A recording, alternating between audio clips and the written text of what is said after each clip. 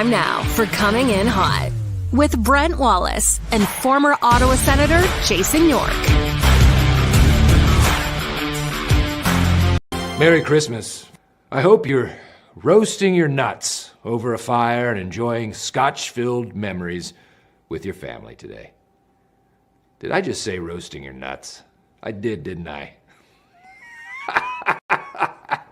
Well, it's too late now.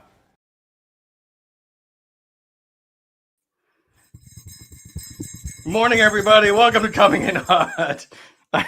The show is already a mess. How you doing, everybody? Brent Wallace alongside Jason York. Oh, right. Just, will you sit down? That was, this is my beautiful Christmas sweatshirt, Wally. Don't you love it? Year two. It's very, I told you you had to get a new sweatshirt, a Christmas sweater, and you didn't. Yours is flammable. That thing's going to go on fire. Don't get close to some matches or this. Furnace. I don't walk by the Christmas tree in case this thing explodes. However, it is ridiculously hot, so this might be a 25-minute show. It's so hot. Mine's very breathable. Very breathable. Nice to see you too, Wally. We're almost here. It's almost Christmas time. Yeah. So no one's more festive right now than me. Yeah. Well, I don't know about that. It's not like you were making gingerbread houses or something over the weekend, Wally. If you want to talk about festive. Do you know what? By the way, my kid came home last night, 8:00-ish. By 9, my daughter are making gingerbread houses. I like how you always call your son your kid. My kid, him. You're allowed to say his name, you know. It's not like the Secret Service. Like there's not everybody. Do you have maybe not everybody knows at school? No. He goes to an undisclosed school. That's why. Undisclosed school in the Maritimes. He's under the protection. Bodyguards. Sorry, you were saying about your gingerbread house? Yes. We did our annual gingerbread York family Christmas night last night. And I gotta say, mine was fantastic, Wally. Although I was more of the GC, I didn't. I have to admit, I didn't get my hands dirty that much. But it's just great. Yeah, you wouldn't understand these types of things. Look at that. There's mine right there. See that? That's got a pretzel fence. I can see it. Yeah, pretzel fence, gumdrop windows. It's got some great landscaping out front. A little frosted roof. We actually made shingles for the roof as well. Oh yeah. That was first place. We got the picture of all 4 gingies. There they are right there. Look at those. 1, 2, 3, 4. Just beautiful. There's 17 grand in gumdrops right in there. I was hammering the nibs because we had nibs in the rotation. Nibs it's a very underrated candy. Once you start eating nibs too, you just keep going. So it's a good night, Wally. Gingerbread house making at the York House. Well, congrats. They look good, I will say. I will call bylaw and see if they're up to snuff, but they look pretty good. Surprised I live in Westboro. I didn't have to pay for some permits. Does it come with a snowplow contract? Oh, I can't even get a double car garage, man. Should have put some bicycles out front. You're get off my lawn. You're such an old man. Not everything went well last night. The Sens lose and see their 6-game losing streak come to an end, which is tough. But then the worst part, I guess, of all this is Linus Ullmark leaving the game after the first period. We will get to all of this. Carter Hutton is going to join the show, of course, former NHL goaltender and one-time partner of Linus Ullmark. We'll discuss how well Linus has been playing and what Carter sees in his game. But listen. If you'd have said at the beginning of the trip you're going to have a 3-1 record, I think you'd be pretty happy. You think? You think? People are still pissed. People wanted it all. People wanted to get out. The hate last.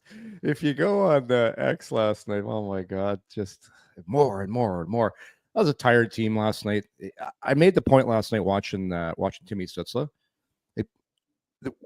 Every shift he plays, he expends, like he's got the puck mostly on his stick. He's back checking real hard this year. He's playing more of a 200-foot game. He expends a lot of energy when he plays. And you could tell last night, I thought he was still okay. He just didn't have his jump And that's to be expected. This trip with the time zones, the travel, and I'm always people that listen to this show have heard me in the past talk about road trips. The travel, you're on private jets, you're staying at Ritz-Carltons and Four Seasons, you've got it's like you get treated really well. But this type of trip is different because it's so compacted. You're playing back-to-backs. You're going in different time zones, and it is tough. It is tough. And you could tell last night, especially with the top players. Like Sanderson looked a little tired. Stützle looked a little tired. And it's just like they're still playing okay. It's just they don't have that normal jump. Like you saw, I think it was the end of the game last night. Stützle tried some stuff. You're not able to get, like what makes Timmy Stützle really special is when he gets the puck, he's able to get that separation. And he wasn't able to do that all the time last night. But hey, people have to be happy. And in saying all of that, Wally, in saying all of that, if you want to look at things glass half full, Ottawa almost won that game last night.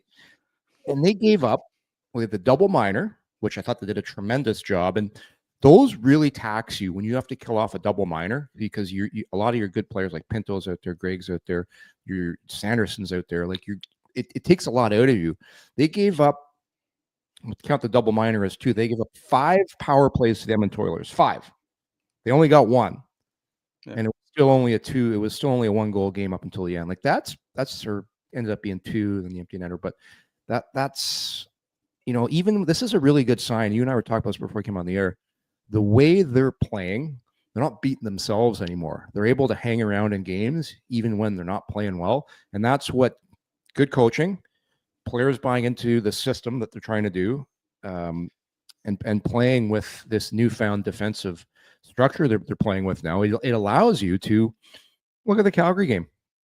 They didn't play that well, but they were able to gut it out, get a win because they're just playing much better as a team, and defensively everyone's bought in, and that's why we're seeing the team do what they're doing right now. That's why they're playing so well. They've all bought in. They're all playing for each other, and it's been real fun to watch.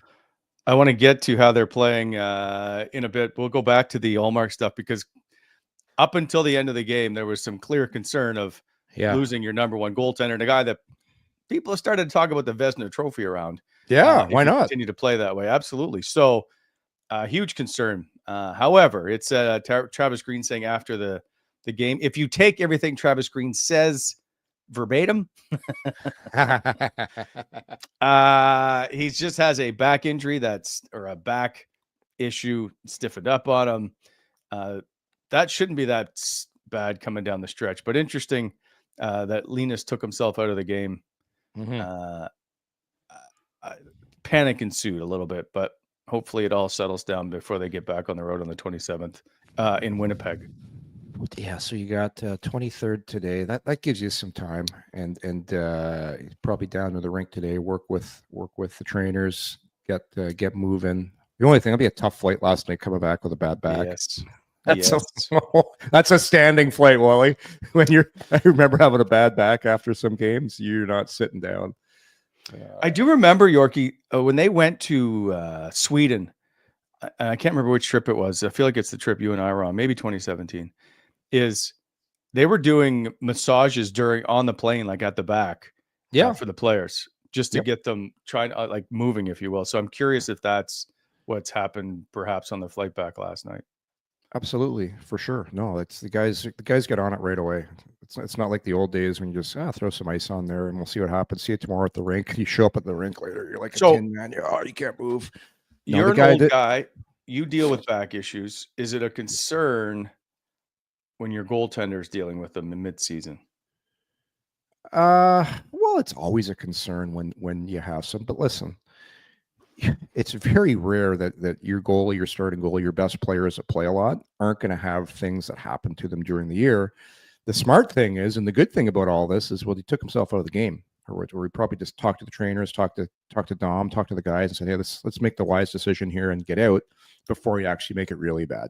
So I'm going to look at it that way. I'm going to say they nipped it, and it's something that could have got worse, and a wise decision was made because you're factoring all that stuff in. You're factoring the travel home.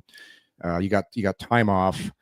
So, hey, listen, I'm not going to lie, for sure. If you got a guy like that, Ullmark who leaves the game, you're obviously concerned. But yeah, we'll see what happens when he comes back. I'm of the mind though that they were precautionary, and they and I would probably bet too, like he was probably a little bit feeling something before this game. Like maybe there was something to that game in Vancouver and why he didn't start that. Maybe that had something to do with it. The thing is, you don't really know, because the Senators have done a great job this year of not telling anybody anything. I like it. It's been good though. Like it's not good. No, it's good. Keep things in house. Keep things in house. Well, it's obviously good because they're winning. That I'm not sure that makes them win or lose. It just makes it look like they're trying to always hide something. Listen, if you can do it, why not? It's not like you have to disclose stuff. I know people hate it, but it's we'll see if they start losing what it's like. Okay, we'll leave it at that. They're winning, everything is fine. That's right. When you win, everything's fine. But when you lose, you nitpick on everything. That's what happens. So we'll see how it goes. But Linus Ullmark has definitely been the lucky charm, if you will. And speaking of charm, Charm Diamond Centers is proudly Canadian owned and operated since 1972 with more than 85 locations across the country through Charm and their sister brands. It is December 23rd, by the way. I just want to point out in case anybody's still thinking of what to get. Get custom ring building delivered in less than 4 weeks to the Charm Masterpiece Program, an unbeatable pricing policy. Check out a large selection of Canadian lab-grown diamonds, mine diamonds, and don't pay until 2025 with their instant in-store financing. For more information, go to charmdiamondcenters.com. Chosen forever, Charm Diamond Centers. Geez, that might have been your best one of the year, Wally. I really tried to. It's a big show today. I wanted to make sure we did it right. And a huge thank you to Charm, by the way, for donating to our Hot for the Holidays, which we will get to later in the show. We're going to give out the Drake Batherson jersey. We'll announce the winner and 2 tickets, by the way, to the food bank. We raised over $4,500 to you guys in donations. That's amazing. So, amazing. Thanks to everybody for doing that. So that's, with great Josh thing. Norris jersey and the tickets, I think people donated over $7,500, more than $7,500. We got a Josh Norris jersey earlier this year. Sorry, 2 tickets to opening night. Oh yeah. We did do a Josh Norris jersey, but 2 tickets to opening night for the food bank, and so over $7,500. Hey, can I still get in on the Batherson jersey? Negative, Ghost Rider. The flight pattern is full. I partook in some Gabriel's Pizza the other night, though, Wally. I actually took a picture. I've got it. I missed that. Yeah, it was good. What with the chicken pineapple? Really? Yeah, just chicken and pineapple. Got a little crazy. I can't say it's on my top 10 list. No, you're more of a green pepper and olives guy. No, never olives, but green pepper, yes. Yeah, yes. I'm olives. I can't stand olives. Can't do olives. Jenny is a huge, and I saw it last night. She's in the chat again. A huge chicken and pineapple person. I think it's horrendous. I don't know what's wrong with you people. That's good. All right. Back to the game for a sec. You tell me, I haven't liked Jake Sanderson's game of late. Am I? Here's what. But there's always a default. Did you watch the Vancouver game? Hang on. A default of if you're paired with Travis Hamonic, you immediately are the worst player in the National Hockey League. And I don't agree with that. I'm just saying I don't like Jake Sanderson's game of late. Do you have a bunch of aliases on Twitter you use to go on and hammer Hamonic? Was that you last night on there? I do not. My God. I got a note from a friend of the show, Colby Armstrong, last night. He's like, oh boy. He goes, Hammer's going to take some tonight. And I'm like, yeah, Twitter is blowing up. So we've been over this a lot, right? And I'll disagree with you on Sanderson. I thought he was phenomenal in the Vancouver game. I had a York even. That was the thing. I had some clips. I didn't put them on because it was back-to-back games, but I had a clip in particular for that game. By the way, I thought Ray Ferreira, how nice was it to hear Ray Ferreira on the broadcast? He's such a good broadcaster. I thought that whole broadcast of the Sens game was excellent. The panel between periods, having Rick Bowness on there, him and Bieksa going back and forth. I thought it was excellent. Just telling stories. It just felt so good. But anyhow, Ray picked out a couple things in that game because this is the mark of, you can tell when a guy's playing really well, when somebody that hasn't seen him and is not used to doing him. So Noodles, Jamie McLennan, does a great job on the broadcast. Noodles, he knows what Sanderson's all about. Talks about him all the time. He sees it. But after a while, you kind of become numb to watching Sanderson because you're used to it. You're used to the things he does. Ferrero couldn't stop talking about him because there's little plays he does all night. And I'll give a great example. Going back for pucks. Sanderson, there was a particular play in that game. He's neck and neck with Jake DeBrusk, one of the fastest players in the league. Not only does he win the race to the puck, he gets separation, takes the puck, goes behind the net, makes a breakout. 2 minutes later, they score a goal. Little plays like that. There's very few D in the league that can do those things, Wally.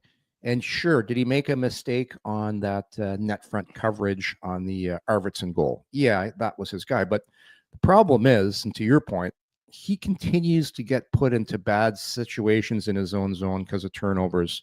And yes, Travis Hamonic made a couple bad plays with the puck last night. When that happens, you put your partner in some really tough spots. So it's not ideal what's going on right now. But what is the solution for this? Do you put Jacob Bernard-Docker with Sanderson? I don't think so. I don't think he's ready for that. I like Jacob Bernard-Docker where he's playing right now with Clevin. The problem is, you try and go out there and find a defenseman in the league to bring in, get in line. There's none. Like right. you can't find a right shot D in the league right now. Number one, if you're going to get a good one, you got to fit him into your cap, right? Where are the Senators at the cap right now? Yeah, near the top. You can't. But people keep complaining. You can't do anything about it right now because of the cap, because of the situation, because there's nothing available. So you can either go to the minors, pull somebody up. They're not going to be as good as Hamonic. You put Jacob Bernard-Docker in that situation. The problem is there's injuries right now, and you're playing a player in Travis Hamonic that should be in your third pairing. We've been over this a million times, but he's. Let's be honest, the team just won 6 games in a row. So they won 6 games in a row. He makes mistakes. He does things. Doesn't cheat you on effort. It is what it is. I'll guarantee you, Steos, like many general managers in the league right now, is scouring, looking for something to do. Who can you move out? Who do you bring in? But it's such a complicated puzzle, Wally. It's like, what do you to get that type of player, you're going to have to get something off your roster. You're not taking anybody off your roster right now that's making a lot of money. If you go down your whole roster and you look at your players, so I'll guarantee you too. If you looked at every single roster in the league right now, everyone's got a similar problem of a guy they'd like to move, a thing they'd like to change. There's not a perfect team in the NHL right now. Like, would you agree on that? Correct. Although the Florida Panthers still look really good.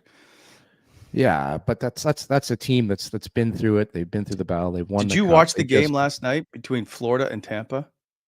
What a war! No, I watched. Like you can see how far Ottawa needs to get to just to watch those two play. Like they just battled at each end of the ice. So yeah. Anyway, go on. But it's just fun to watch these teams that know what it takes to win and what they have. Like just back to the whole Hamonic thing. It's like he's playing in a situation right now in the top, but. So like he plays, I think he's averaging 17 minutes a night. So it's 17 minutes. The majority of his minutes are on the penalty kill. And I actually think he does a pretty good job on the penalty kill. Ottawa's penalty kill, by the way, has been really good lately. Been fantastic. I thought they were good last night too. Like the 4-minute kill. And people forget Hamonic's a part of that penalty kill. So he's doing something right on the penalty kill. The problem with him is you're playing with a guy in Sanderson that's a puck possession guy. Sanderson wants the puck. He doesn't want to shoot it up the boards. He doesn't want to flip it out. So the best thing Hamonic can do is try and get the puck to Sanderson. Last night he tried to do that, and it was a simple D to D off the boards, and he didn't get the right angle on his pass. And because he didn't get the right angle, it goes away from Sanderson, goes to the other team, and end up scoring. And those are just little plays that guys that are puck possession D, younger D, great skating D, like those D that are really good make those types of things look easy, and that's not Hamonic's game. Hamonic's a shot block and defensive defenseman, and it is what it is. Like it's unfortunate, but Zub will be back in January probably. I think. What do you think? Is that the word right now? Sometime in January. And when he gets back, but I don't know if he's even skating yet, so we'll see. But yeah, he's got lots of time. All But right, anyhow, speaking that's the thing on Hamonic. It is what it is, and to be honest, the team's played pretty well. I wasn't even asking about Hammock. I was asking about Sanderson, but again, you don't. Yeah. Okay, we're moving on. Explain yourself. Explain yourself. Okay, we'll talk to Huts about Sanderson. I think outside of Vancouver, I have not liked his game of late. He just hasn't looked great. Okay, I disagree. Look, here comes the voice of reason. All right, let's not fight. Carter Hutton, former NHL goaltender, one-time partner of Linus Ullmark. Yes, sir. Carter, good morning. Nice to see you. Oh, you're muted. That's okay. Jake? Oh, Jake, where are you? Can't hear you.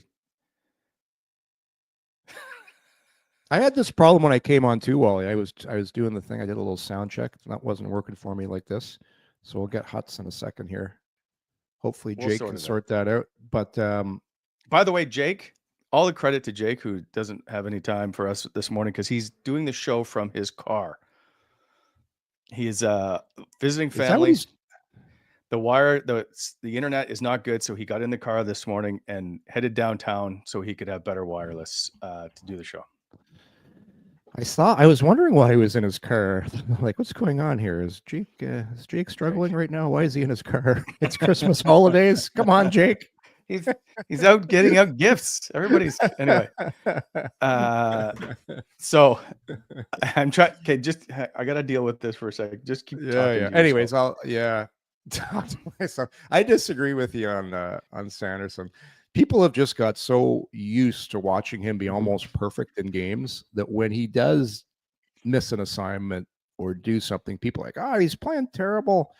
No, he's still playing good. He's just, on some nights, he's not playing out of this world. He's still playing really solid, and he's still doing a lot of things in a game which not very many people or not many defensemen in the league can do. He's that good, Wally. Like he's just fair enough. And so that becomes the reason for the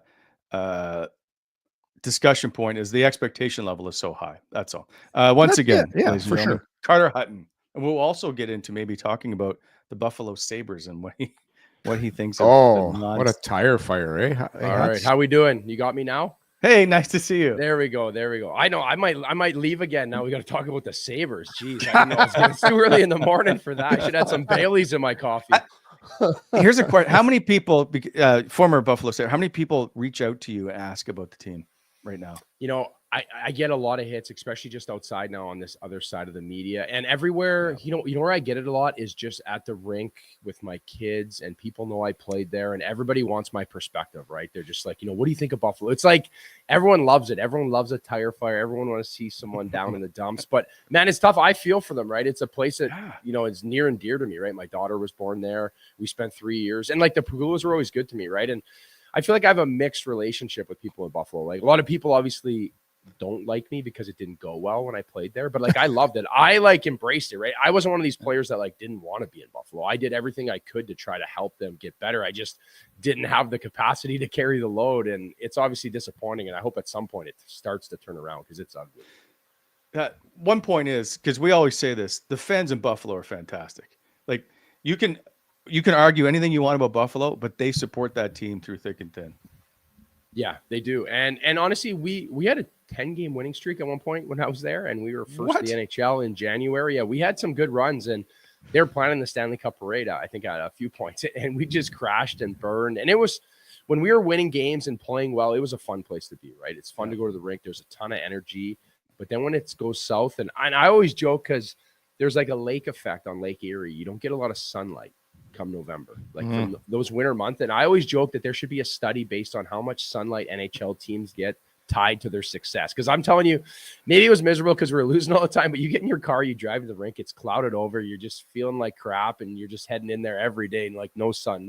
Just lost again last night. That's pretty funny because you look at Florida's won, Tampa's twice, Vegas has won, even Washington is south for that matter, right? Yeah. So Although LA. Anyway, okay, moving on. Carter, what's with the hate? I'm looking at your numbers from Buffalo. You had a 908 save percentage that one year. That's pretty good. It was not bad. And then it just started to deteriorate from there. But I had my first year there, I honestly played really, really well, I thought, in my opinion. But there was nights where coming from St. Louis, it's like I had to be awesome. And there was nights where I would literally leave the rink and be like, I played so well. We'd watch the video and it'd be like, we lost 4-1. Like, it's just, we got to a point where the defense was so bad and unpredictable. And then I think I almost tried to do too much at times, right? And you'll see that even now, like as I'm analyzing on the other side, it's like teams that don't have structure and predictable hockey, goalies just start to deteriorate. You look at Shesterkin's run lately. Like, he hasn't been great, but numbers-wise, but they just giving up so many chances, and it's really hard to sustain that at the NHL level. Yeah. The Rangers, another tire fire. Which tire fire is a bigger fire? Which is a bonfire? I guess the Rangers for me, like, I guess maybe Buffalo is almost expected at this point. We've just kind of accepted the fact that it is what it is, and it's kind of going to be this way. I think when Pegula came in the conversation, meeting with the team, and then they answered his conversation by losing 6-1 to the Habs is pretty embarrassing. But I think just the whole public display of what's going on with the Rangers, and sitting here now, I think if you told me like, hey, Huts, can you come on the show in December 23rd? Ottawa Senators ahead of the New York Rangers right now, I would have told you to kick rocks, right? Like, no, you know what I mean, right? Like, realistically, this is a team that we thought, like, we're probably going to fend to try to win the division, possibly the President's Trophy. They started hot, and now it's just fallen apart. And the Trouba ordeal, the Kakko ordeal, with, like, Drury in the media, it's been really, really ugly. So let's so you mentioned something too about playing predictable hockey, and I'm finding that when I watch the Ottawa Senators now, differences. I know you watch the Sens. What do you attribute? I know Ullmark. That's the easy answer. He's played so well. But what do you attribute watching Ottawa to how they turn things around? I think Travis Green, he's got some non-negotiables in this lineup now, right? He's got some things in the way that they're going to play and setting a standard, right? Where I think you look back in years past how, like, it was just one night you'd watch the team play and you'd be like, wow, this team has potential. And then all of a sudden the next game they let you down.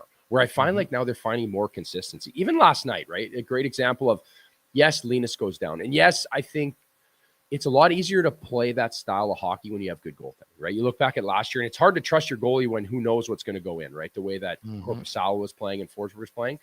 But I also think now with Linus Ullmark making timely saves and doing that, it gives guys confidence to play the right way and not second-guess things. And I think last night there was a few plays on the wall where they turn the puck over and ends up in your back of your net, and that's where a good team like Edmonton's going to beat you. But I also think you lose Linus, and then from there they kept, they didn't really give up a lot, right? They kept playing the same way. They kept grinding it out. And this is tough, right? I've been on these road trips. I've been away from home. You're winning. It's a tough setting to be in. I think they're just becoming more predictable.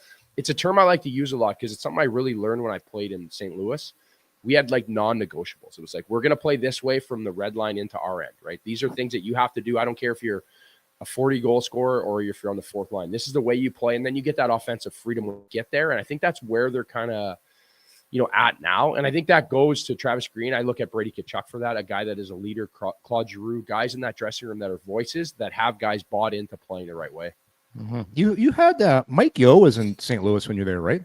He was, yes. So my first year I had Ken Hitchcock, and then Hitchcock was fired, and Mike Yeo came in. But honestly, Mike Yeo was good. Me and Mike rubbed heads a little bit. Like, he was just an interesting guy. He had a different technique of how he coached. And, he's obviously done well. He's been an assistant now for a long time. But I think the room polices that, in my truthful opinion. Like, we had Alex Steen, Jay Bowmeister. We had so many good leaders that, like, we didn't let it slide, right? We always talked about, like, not losing 2 games in a row. And, yes, it happens. But being able to nip little things in the bud like that, I think, is so important for a locker room, let alone just the coaching staff, right? And you'll hear John Cooper talk about that during this run with Tampa, that, like, he got to the point where he just kind of came in and said the lineup. Like, the boys, like, there's days where he just sat back and watched. Predictable hockey and non-negotiables. Who was the coach that brought that in? I think it just come from the top down. For me, the term, like, for Hitchcock kind of had that way. I think Hitchcock's voice got a little stale, right? Yeah. When I was there, I think he's just one of those guys because he pushes you all the time. Yeah. And then I think it just becomes a culture, right? This is like a culture thing in my truthful opinion. I think everybody knows how to play, right? We go through so many video sessions, and I was talking about that the other day. My little guy plays U9, And like the one coach was talking for like 10 minutes before the game. And he goes to me, he's like, do you want to say anything? I was like, no, I wanted you to stop 5 minutes ago. Cause like these kids are lost, right? And I was saying, even at the NHL level, you get into a video session and you're like, your mind's off. You know what you need to do. Like, show me a few particulars that a team's going to do. The rest, if it's not in place at this point as a team, as a unit, as, you know, holding guys accountable, I don't think it's going to be there just because you show me an extra bunch of video on a team. Hey, get the 9-year-old story for all the 9-year-olds. Guys, we got non-negotiables today. If you lose this game, there's no orange slices. We need to build a culture here. Don't tell me your coaches wants to do video with 9-year-olds. Don't tell me. No. We're skipping that. I think so far I'd snap my crayons if that started happening.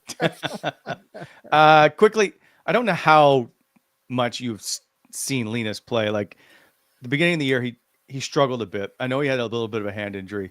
Do you know what's different, if anything, in his game of late? I think we all think that there's one like switch and one particular. No. I know there isn't, but I'm just curious if you've seen anything different. No, I think it's just settling in. I wish I could go back and see what I said when you guys initially got him in the trade, because I'm pretty sure I went to bat for him. I'm saying this is going to be a difference maker. You loved it. And yeah. I loved it. And I've had this guy's back for a long time, right? He's a guy that came in the league, and I think he's you've heard his interviews, right? He's a little quirky. He's more of a goalie, right? He's a little bit odd, but he's a really, really good guy. He wears it on his sleeve. And I think at times when he was younger, he was like misunderstood, and it comes off like he has like an arrogance to him, and he doesn't. He's a guy that wants to win. He'll do anything to win. And I also think there's a maturity that comes with this position and he grows into. Now, with all that being said, the guy's played for bad teams. He's played with Buffalo. Trust me, I've watched him get peppered for 40 and not have any help out there. Then I watched him play in Boston, where he played on a team that had non-negotiables, predictables. And he succeeded, right? Now, all of a sudden, you move your family, right? He gets kind of forced out. It's an ugly thing. He comes to Ottawa, signs life-changing money. Yes, he's made a ton of money already, but that is a lot of money to fall into. You move your family, and I think there's like a little bit of decompression that happens, truthfully, in my opinion, where you're under so much pressure. All of a sudden, now you move, you sign, and all of a sudden it's like, oh, right? And now you got to recollect yourself, right? You're a prideful person. And I think that's what you see there, right? Is him just like adjusting to the lifestyle, settling in, getting used to, where do I eat pregame meal? Where do I drive? How do I get to the rink? Like becoming part of that Ottawa culture, that team. And now you're reaping the benefits of it. He's a really, really good goalie. And he's a guy that makes it look so easy. And for me, he's a bigger guy. Like he's humongous. He fills a ton of net, which is a skill you can teach. But on top of that, he reads the game so well. He is such I always tread gently when I explain how goalies, sometimes the less you care, the better you are, right? And he is a guy that's just able to let it like roll off. It doesn't mean he doesn't care about winning, because I feel like when you say that to a fan base, you're like, what do you mean you don't care, right? I want a Brady Tkachuk who fights and does this every game and is pissed off. Sometimes that doesn't work for every individual. And I think for Linus, he's one of those guys where it's like, I got a shutout or I gave up 6, whatever. I got to play again tomorrow, right? I'm going to do what I need to do. And I think now he's settling into the market and the team, and that's why you're kind of seeing the success he's having, because he didn't just get better overnight, in my opinion. He's had these skill set and he's shown it for years now. Yeah. Hey, Hutz, when I watch him, and as a defenseman, because we're the closest player to the goalie, I loved it when I had a goalie and you went back and you could tell he wasn't like, the eyes weren't like he was all hyped up and jacked. Like I love the guy that you'd skate by, maybe crack a little joke, maybe say something, chirp a guy. I played with Chris Osgood early in my career. He was like that, like just so loose. And I find when your goalie's loose, it's contagious on the rest of the team. I don't like a guy that's stiff back there, but that's just me. No, I agree. And I feel like it's always awkward, right? When you have those guys, and we've played with them and I've been that guy, I think younger in my career, you kind of dabble and see what works for you, where it's like, from 5 p.m. on, you can't even look at the guy, right? Like, right? In the corner, he's got like the ball. And you're on the team, you like come around the corner, you see the goalie. Like, oh shit, I can't talk to him. I can't go near him. Like he's going to play bad because I walked in his sight lines or something, right? Where for me, I was like, sometimes I would do that, right? Because it'd be a big game. And I was always this like undrafted, just tooth and nail trying to stay in the league right early on. Then all of a sudden I learned to myself, like the more I wanted it, the worse I played, right? So I learned to just play within the whistles, right? Play my game, go to the bench, be myself natural. Now Linus, for example, is the extreme of that. He is a guy that can just play and turn it on, turn it off. And I always joke around because I'd get 15 shots in a game and I'd lose like 6 or 7 pounds, right? Because I just had to work so hard. And that was my game, right? I was an aggressive guy. I kind of had that like bulldog mentality, we would say.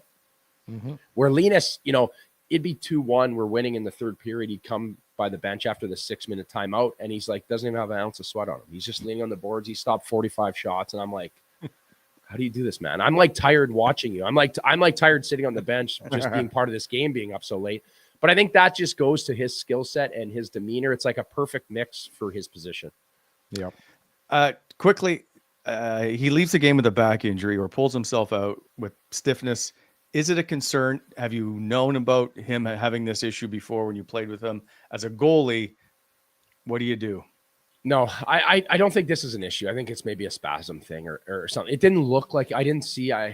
Granted, I didn't watch every single play after the fact he left the game, but just paying attention to the game, I didn't see one major thing. So this could be a maturity thing too. This could be one where, you know, he knows who he is. They're in a good place. You're at break. Like the last thing we want to do is play that next period and something actually happen that leads you into that. So I think that's where you trust his maturity and you trust the trainers and coaching staff. And maybe there was an issue before the game that maybe he was trying to, you know, play his way through. And then it got to a point where let's not make this worse than it is, would be my personal opinion, especially watching that game. It didn't seem like anything major happened. Yeah, Huts, because right after the game, we know how the travel works. You're right on the plane. You're traveling, whatever that flight is, 4 hours. So my take was, I'm thinking, okay, let's get him in the room right away and work on it right now, so he's not taking that flight and making it worse without treating it.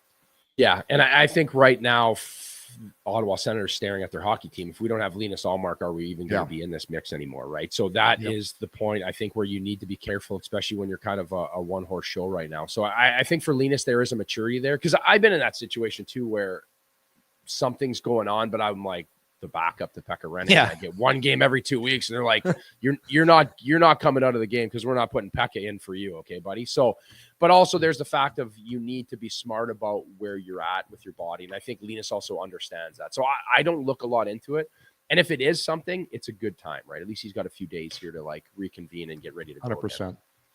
100%. Two quick questions. One, do you think he should be? It's early, I get it. Sample size, Vezina Trophy candidate.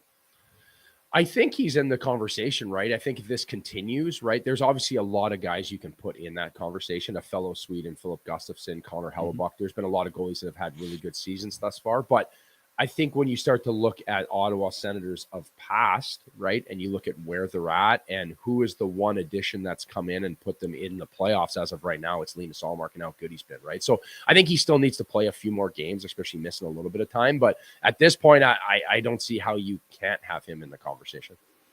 We aren't that far away from 41 games, the halfway point of the season. The Sens still sit in a playoff spot. Are you on board team playoff for the Ottawa Senators?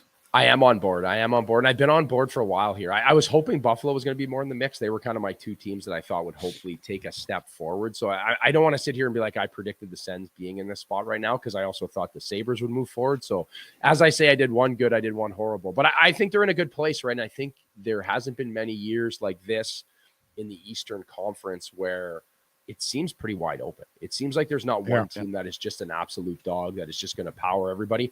I think the Washington Capitals would be my surprise in the first half from this team. I don't think anyone really predicted them to be as good as they've been. And to stay and stay there consistently, right? And especially losing Ovi, and they didn't miss a beat. Yeah. So I think it's been a battle, and I think for the Sens, it's going to be an exciting second half. And this is where you're going to get some of these younger guys playing in more meaningful games, playing some more important hockey. And this is where it helps their development, right? Like, we talked about that with, I was on a show the other day with the Hawks and the setback they've had, right? They don't want Connor Bedard playing losing hockey for too long. We've seen what that goes on in Buffalo with those guys, in right? Ottawa, right? In Ottawa, right? You need to play meaningful hockey. You need to understand what it's like to play in a big game in the second half of the season, because it's another world. Do you think? Okay, so then I lied to you. I'm going to ask you another question. You brought up the meaningful hockey stuff. Does Ottawa need any kind of culture change in order to figure that out? Because all they've done, like we go back to Thomas Chabot, the longest serving Senator, has never played a playoff game. And then so down the line, Brady Tkachuk, Tim Stützle, Drake Batherson, Josh Norris. So, you know, I think for me, when I look at a team like this, it's learning how to stay on the grind while things are going good, right? Because it's easy to come in and like look at other teams. And a great example for me was like when Florida dropped 3 in a row this year, right? And then they went to one of their practices, and it was an absolute mayhem, battle drills, going hard. Like, they understand, like, okay, we got to recalibrate, right? Like, it's a long season. And trust me, there's nights where you want to check out. There's nights where it's like you get down a few early and teams are locking it up and you're like, we are not coming back in this one. But I think it's also that mindset of understanding throughout that lineup with leadership, right? I know Brady Tkachuk hasn't been a winner yet, right? But he is a guy that wears it on his sleeve every night, and he's proving that on this road trip, right? Like losing his teeth and just the way he looks, right? It's great to see. But I also think having some pieces in there, like, Claude Giroux, a guy who is a winner, who's been through different things. Even Linus, right? He's coming from a team where he knows how to, like, it was unacceptable in Boston to lose, right? Like they had to find ways to generate that. And I think that's what Ottawa's creating. But now it gets to the point, I think, for these younger guys is understanding that you haven't done any hard work yet. It's just getting started, right?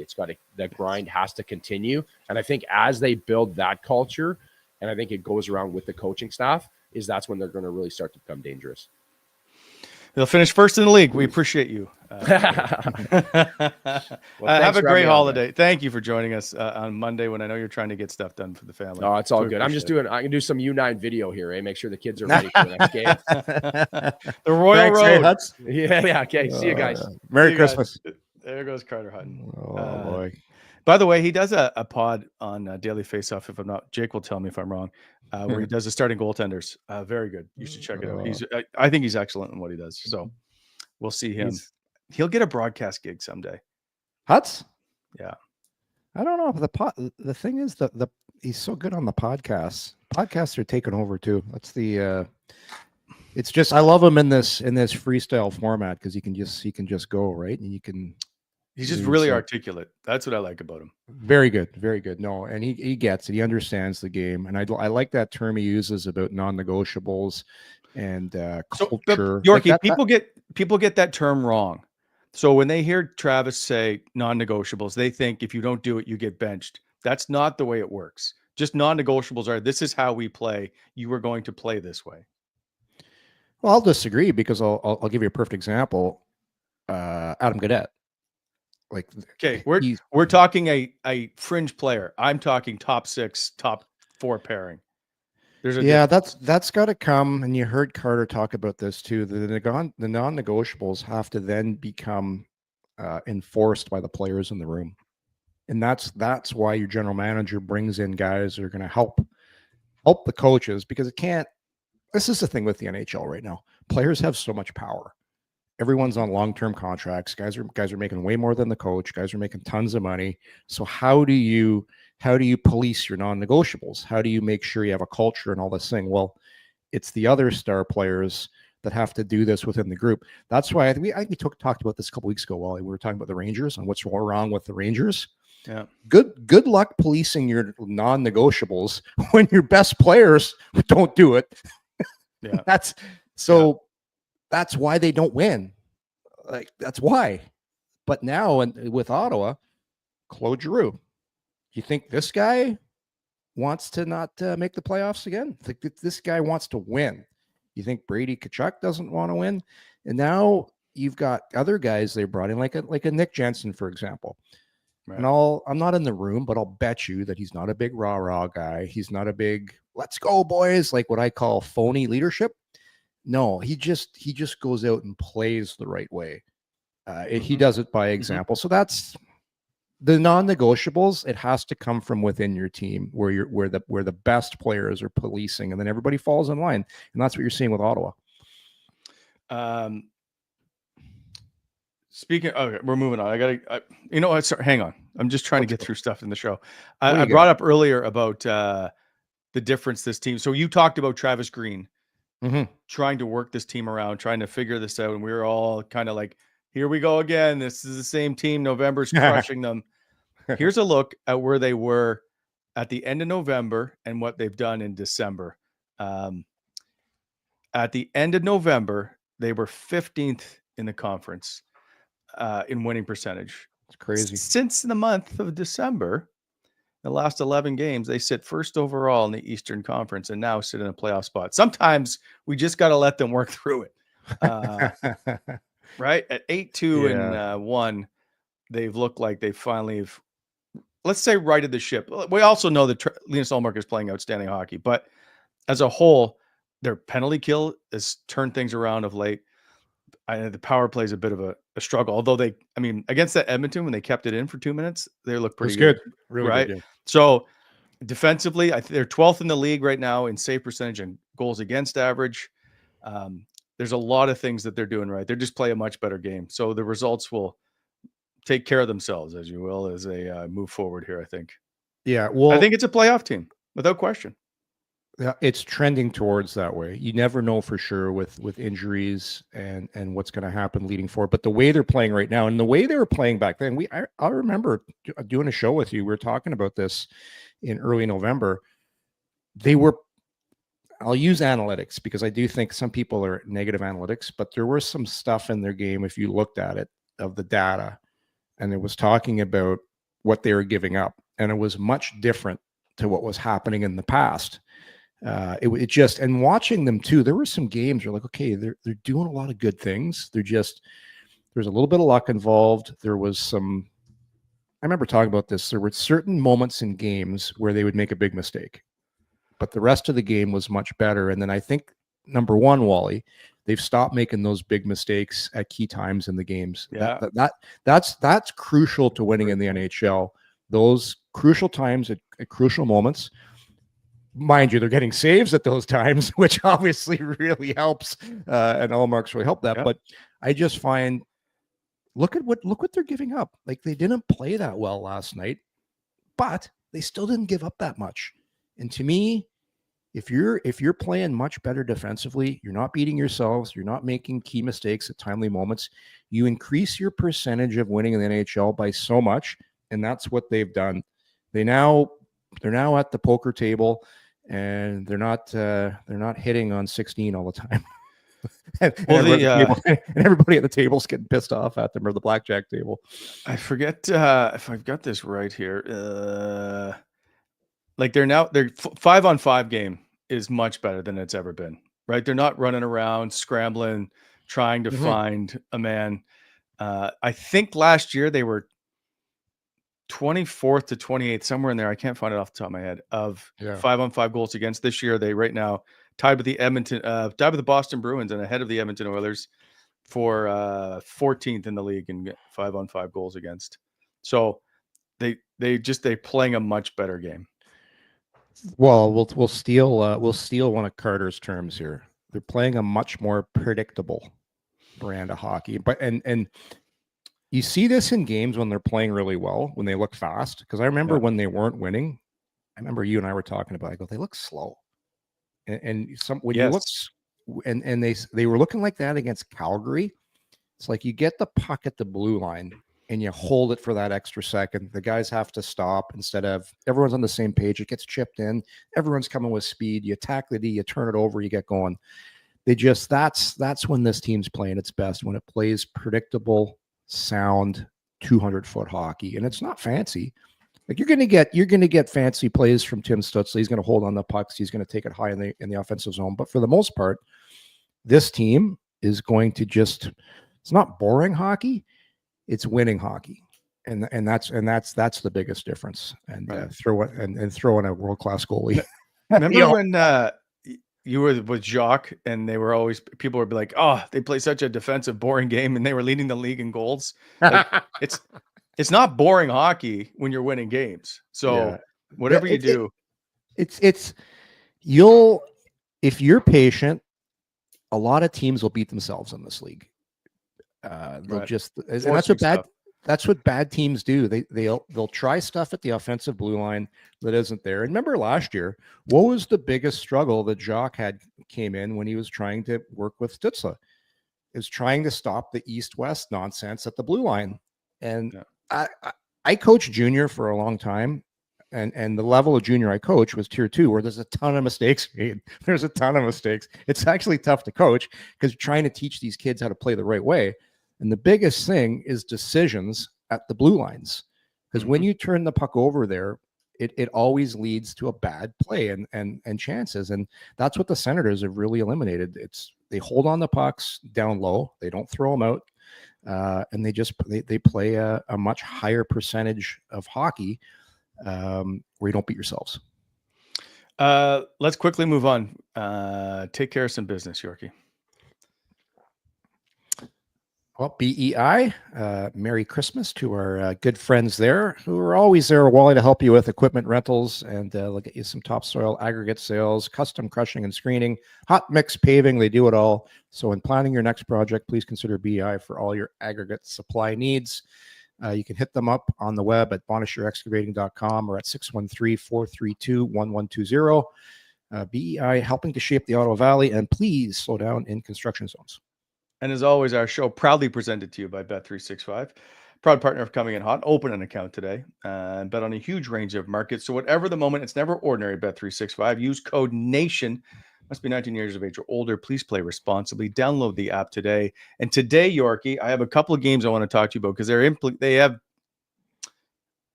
affect the Sens in a bit of a way. The Penguins and Flyers play. Can we put the standings up for a sec, Jake?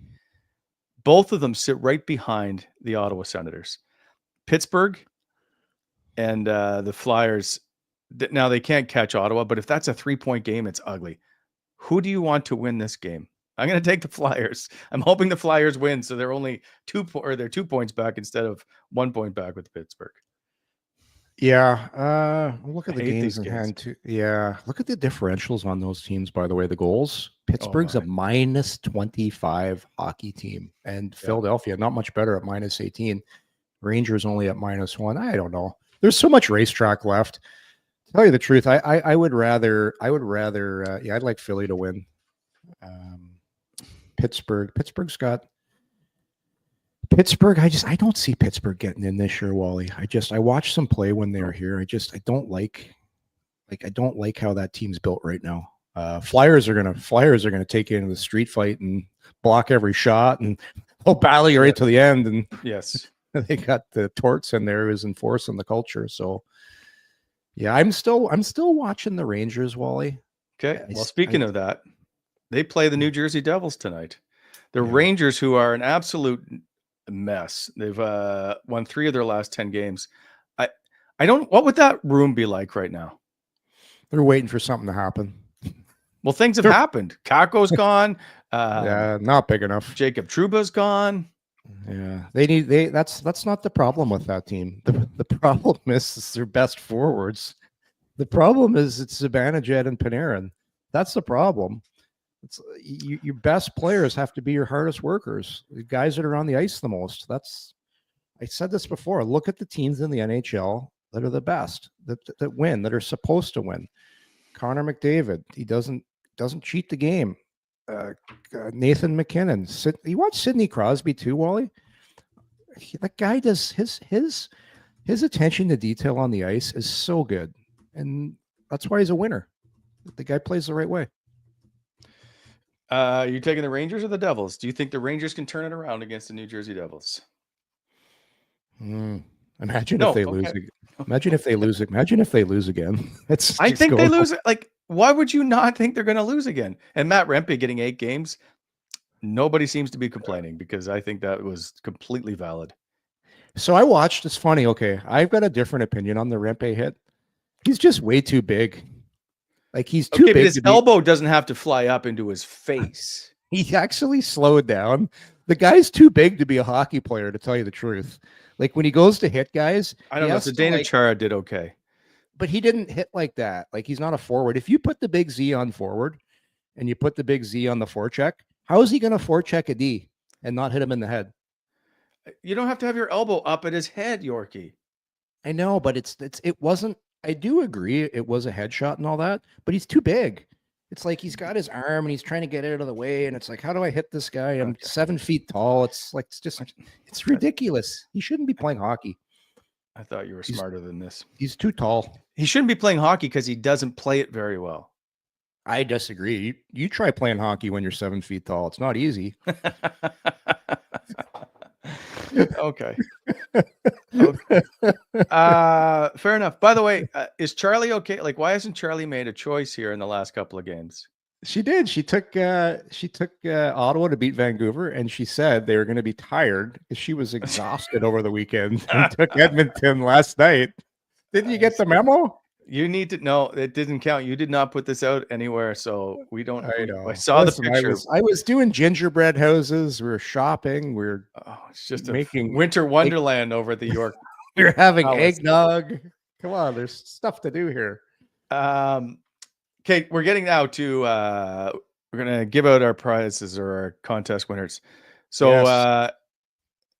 food bank donation, you won 2 tickets to the World Junior Game, December 26th, Canada versus Finland. And the winner is Serena Ron. Congratulations. You, well, or someone you're going to give these to, I hope I don't ruin a Christmas gift, are going to the World Junior Game Boxing Day as Canada takes on Finland. Congratulations.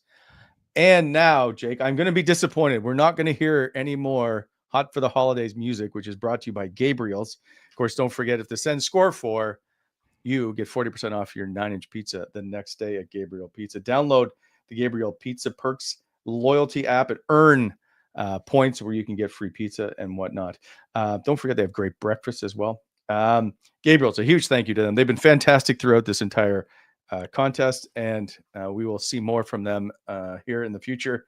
But enjoy your Gabriel Pizza. Now, Jake, play the music. We're only playing it because I like it.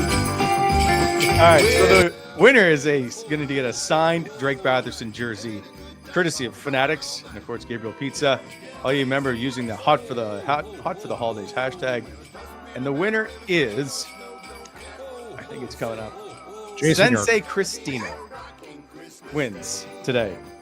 This is by far perhaps the best contest we've ever done, but congratulations to Sensei Christina, and a huge thank you to Eric, who every night tallied up all of the hashtags and comments and whatever he did and told us who the winners were. And he donated, by the way, tickets of his own to this contest as well. Also, thank you to the 67s and to Yanni, who donated PWHL tickets. And of course, Gabriel's and Charm.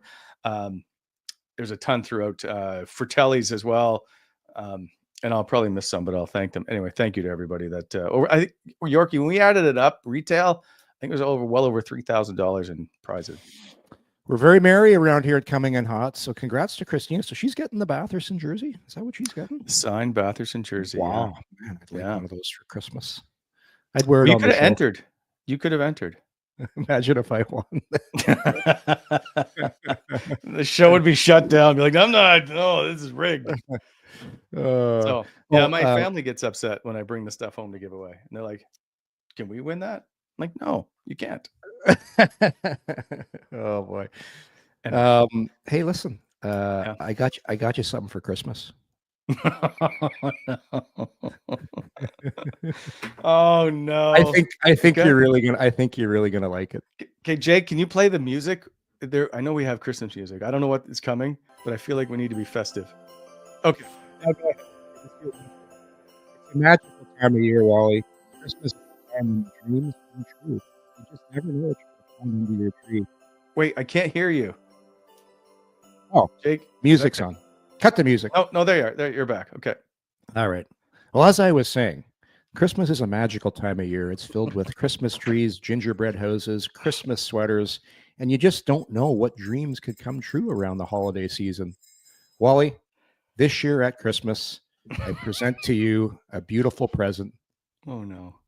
On this piece of paper, a one-day guest pass to the Good Guy Club to be used on December 25th. On this day only, you get a guest pass into the Good Guy Club. Use this pass and protect it. It's not to be used by anybody. Can't be transferred. It's for you only. One day only. You're in the Good Guy Club on Christmas Day. Wait. December 25th. You get that one day to be in, Wally. So take this it comes with great responsibility. Yeah. Do not take it for granted. I just have a question. I'm very appreciative. I thank you very much from the bottom of my heart as I sweat to death here. My question to you though, Yorkie, is like, what do I do with it for one day? Well, you get to be a good guy. You get to be a good guy. You know what? This is you gotta like call somebody you haven't called in a long time. Wish them a Merry Christmas. Go for a walk. help an old lady across the street that maybe is by herself on Christmas Day. Go out, do one to others what you would do to yourself. I was going into the dollar store to buy Lisa her annual Christmas gifts, I guess. I guess it's always annual. And this lady stopped me and goes, "Can you get me the bowls off the top shelf, please?" So I helped her. I picked out a couple different ones. I was like, "Do you want this one or this one?" So there. So I go to Costco that same day as I try to get everything done in one day. There's a full dress Santa who he nailed a 10 out of 10 Santa looking, although he's got a car full, he's loading stuff into his car from Costco. It's just this little beater car, whatever. It's not like Santa's reindeer. So I'm like, well, I'm jolly. I'm like, "Have a great week, Santa." And he's like, "Thanks." That's bad, Santa. I was like, wait a second. Wait, this is your 1 week to be the guy. Was it Billy Bob Thornton that played Bad Santa? Oh, Bad Santa. Yeah. That was so good. Yeah. Oh my God. Yeah, aren't you happy though? You got a 1-day guest pass to the Good Guy Club. No, I'm very appreciative. Those don't grow on trees, you know. I had to make some calls for this because it's usually this doesn't happen. Well, I'm not leaving the house on Christmas Day, so I got to try and figure out what to do here. So, yeah. But can we just petition, by the way, to move Christmas to the third Sunday of December? Like everybody takes a week off, no work gets done because it messes up my entire schedule. I couldn't keep straight what day it was, if it's Monday, Tuesday, because I keep thinking Christmas should be on the weekend. So we should make it a long weekend. We can still celebrate Jesus' birthday on the 25th. That's great. But Christmas is about getting gifts under the tree and drinking a lot of eggnog and meeting family. So I know I'm going to get yelled at for this. Let's just make it the third Sunday of every December. I think people are pretty happy about it this week because they're just taking the whole week off. I know. Nothing gets done. People like it then. That's how we roll in Ottawa. Nothing gets done. Okay. Well, I hope there's no snow that needs to be plowed in your street. Yorkie, by the way, first of all, thank you and Merry Christmas once again to Eric, who helps us out immensely in this show. To Love Jake, Eric, who's sitting in a truck.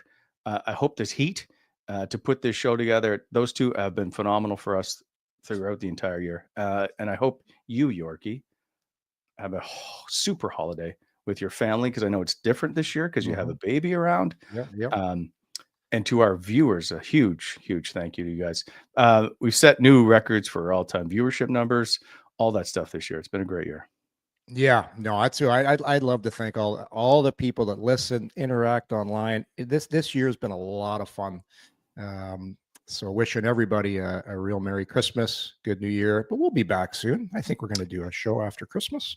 Friday, the 27th. Let's go. Dial it up. Enjoy your holidays, everybody. I'm calling you all on December 25th because that's what I have to do as a member of the Good Guy Club. So everybody make sure you answer your phone when I call. Merry Christmas. See you, everybody. Merry Christmas.